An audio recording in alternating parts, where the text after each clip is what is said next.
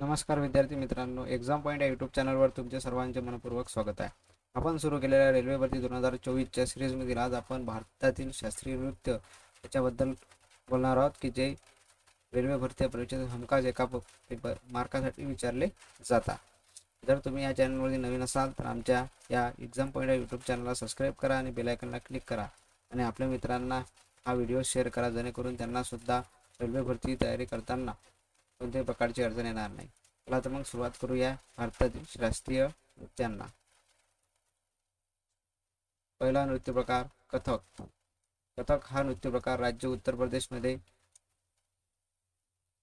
साजरा केला जातो, पण याचे प्रसिद्ध कलाकार शंभू महाराज, बिरजू महाराज, गोपीभूषण आणि सीतारा देवी, रोहिणी भाटे आणि शर्मिष्ठा मुखर्जी हे सुद्धा आहेत.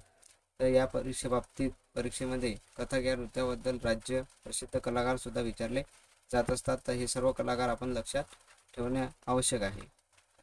त्याच्यानंतर भरतनाट्यम, राज्य तामिळनाडू, प्रसिद्ध कलाकार इंद्रायणी रहमान, रुक्मिणी देवी, मुरनाली साराभाई आणि पद्मा सुब्रमण्यम याच्या कलाकार आहेत. तर यांच्या मार्फत तामिळनाडू राज्यामध्ये भरतनाट्यम हा नृत्य प्रकार साजरा केला जातो. कुचिपुडी हा नृत्य प्रकार राज्य आंध्र प्रदेशमध्ये साजरा केला जातो. याचे कलाकार राधा रेड्डी आणि चीन सत्यम हे सुद्धा आहेत.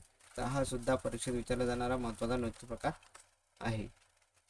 याच्यानंतर कथकली हा नृत्य प्रकार राज्य केरळमध्ये साजरा केला जातो. तर याचे कलाकार कुंज कुरुप हे आहेत. तर हा राज्य केरळमध्ये सर्वात जास्त साजरा करण्यात येणारा आणि याला नॅशनल डान्स म्हणून सुद्धा घोषित केलेला आहे.